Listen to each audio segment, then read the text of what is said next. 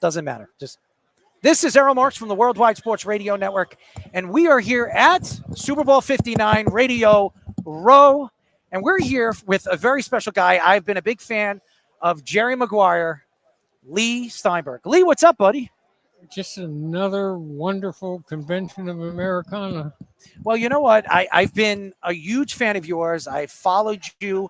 I've always been interested in being a sports agent, and Jerry Maguire, it was a movie that really, completely changed my view of being a sports agent. And I've seen, Tom Cruise really brought out the character. But, when you decided to be a part of something like this, how did you kind of draw it up this way? Did you pick Tom Cruise to be the actor to play you? No. Cameron Crowe, the film director, writer, called me up in 1993 and said, "Can I follow you around? I want to pick up atmosphere and hear stories about the life of a sports agent." So we went to the NFL draft in 93 where Drew Bledsoe was first pick, and then flew up to the press conference with Bill Parcells, and Cameron came with.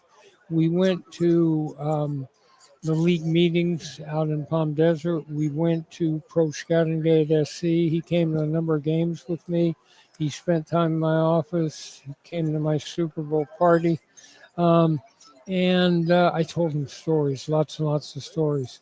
So we went off and wrote the script, and then my job was to vet the script to make sure the willing suspension of disbelief that holds you in a motion picture didn't get broken.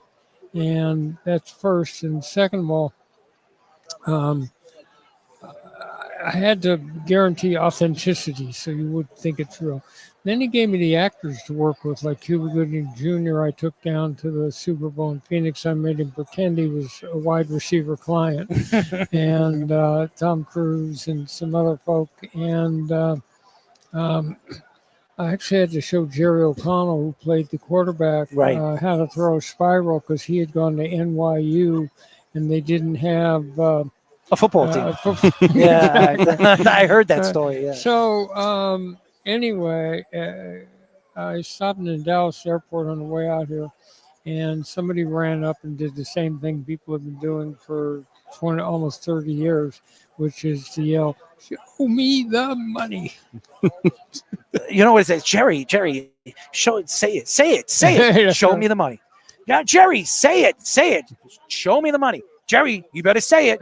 Show me the money. That was a good movie. Well, that was a good movie. That scene was shot out of our office window. So that's Newport Beach, California, we were looking at.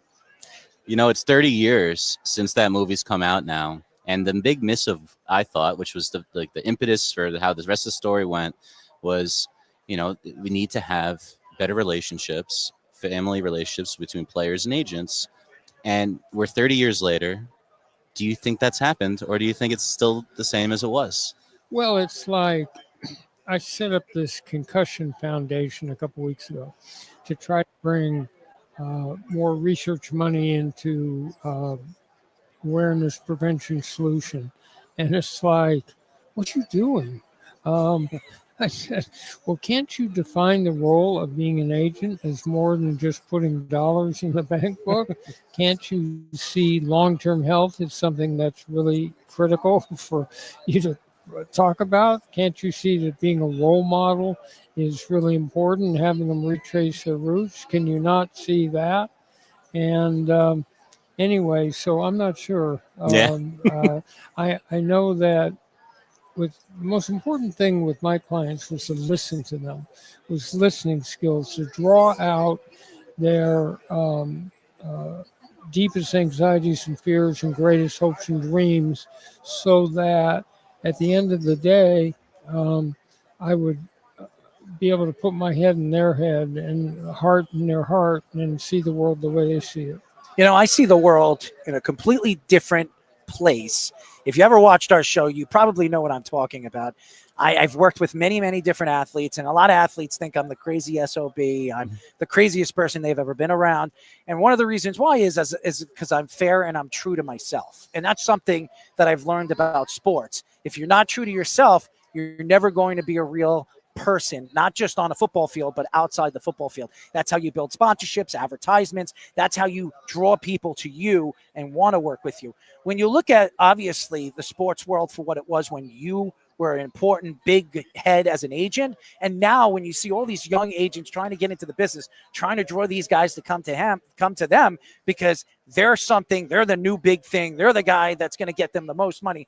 What would you tell these agents for what you learned in the game to what it is now? Well, first of all, I wouldn't trade places with any of them. I am representing Patrick Mahomes, and he is in the Super Bowl. Right. But the key is to have a well thought out philosophy and then understand it as a business.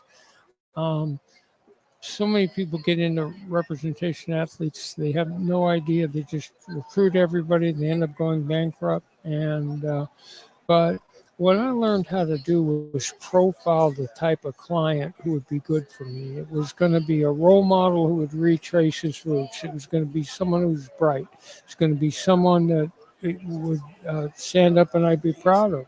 So you can profile the sort of person that you think you might help.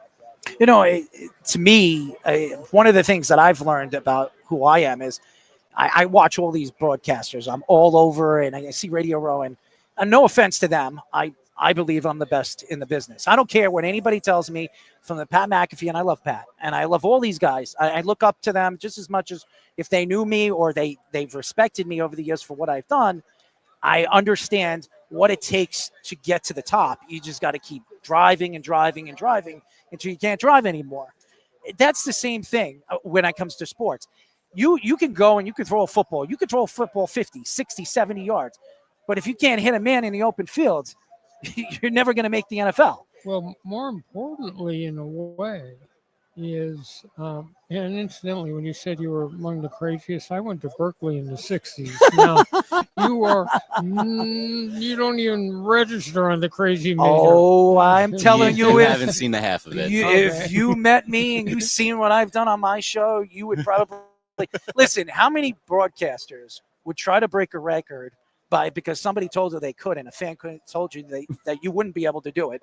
And who would put Bengay on their genitals for 10 minutes to break a world record? Do you know anybody? I stand corrected. I stand corrected. And then do a live show while I'm turning purple. It was a very memorable show where numerous times we had to take over for the injured and afflicted host Errol Marks. Oh my God! I only regret I have one pair of testicles to give for my. I don't know, but I'll tell you this: when you read what it says on Bengay, the two things they tell you not to do: don't put it in your mouth and don't put it on your testicles. Well, ladies and gentlemen, I did something Bengay told me not to do, and listen. Literally, it says don't do it. It does. It literally says don't do it, and I did it. So, for anybody to sit here and tell me that I'm fake and I'm not who I am who I am on a radio show. I am every single thing you want to know or what you want. And even if you don't know me, after you sit with me, you'll remember me because. And then 25 years from now, instead of show me the money, they'll say, show me the genitals. The Guinness Book of World Records wanted him to do it a second time. They were out of their minds. I will never do that again. It was video. They should just watch it. Never do it again. Yeah. Dude, listen, I have beautiful tattoos. I love artwork on and everything that I put. This doesn't hurt me. Boy, oh boy, if I could tell you after 3 minutes what it was doing to me, it's like something from a comic book, okay?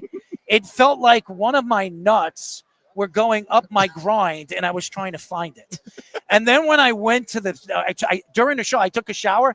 I got out of the shower. Mid-show. Dude, I had a towel around me doing a radio show, bare-chested, because I had to go back into the shower. I took 4 showers during a radio show until I felt like I was good enough to finish the show. And then after that, I was thinking about going to the hospital. I said, you know what? Somebody told me to dip my my testicles in oatmeal, and that's what I did. I wouldn't say it helped, but at least it gave me some kind of reassurance that I wasn't going to lose one. But that's a whole nother story. But,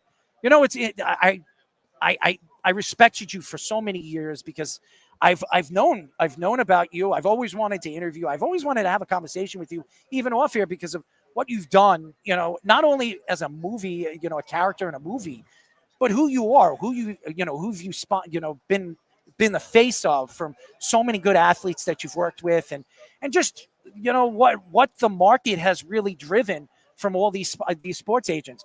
You are one that everybody will always remember. When you're here today and gone tomorrow, you'll always be remembered. Not because of the movie, is because what you stand for and who you were in the business and who you are in the business, as where every agent wants to be you. So knowing that, what is it like being a role model? I think the important thing is having an impact on other people. And so we do agent academies where we train young aspiring agents in how to recruit, how to negotiate, how to brand and market, how to do a charitable foundation, and listening skills that we talked about, drawing other people out.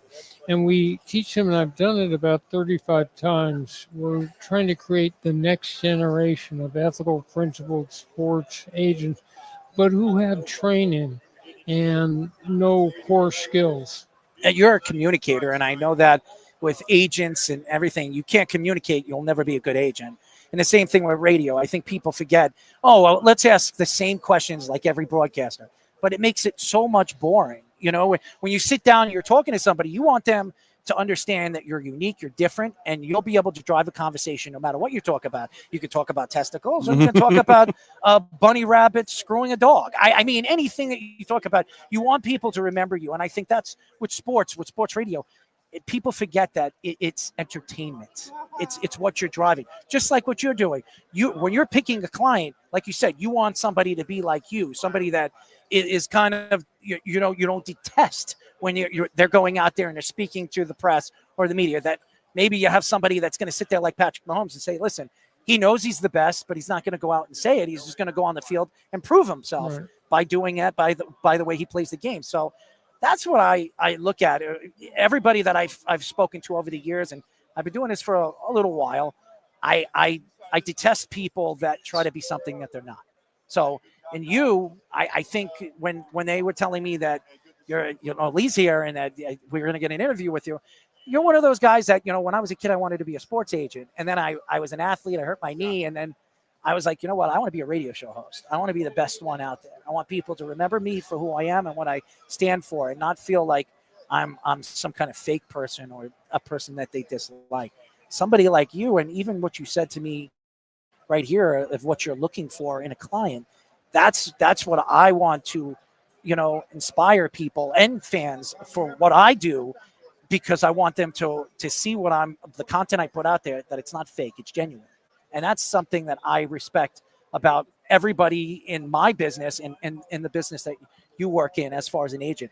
Still to this day, I've talked to many agents and stuff like that. And I'm wondering, like, is this guy the good one? Is this guy a good one for me? Is that guy a good one for me? Because I'm unsure if they're going to do the right thing for me. And that's something that really stresses me out, because I just want to be the color. I just want to be the talent, and just let somebody else understand what I'm looking for in a business and what I'm trying to be in a business. Talk to their clients. They'll tell you. Yes, I know. I know. It's definitely frustrating when you talk to some of those agents. You're like, where am I? Where is this going? Like, where's this conversation going? It really bothers me, because I'm lost in some of the conversations. And I've talked to some of the, big agencies.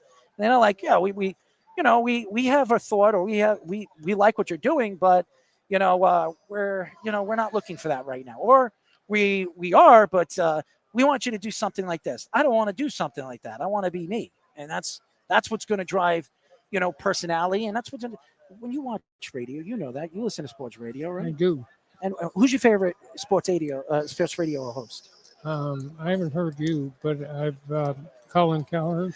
Colin Cowherd. Now, Colin's a great guy, and he loves to start rumors.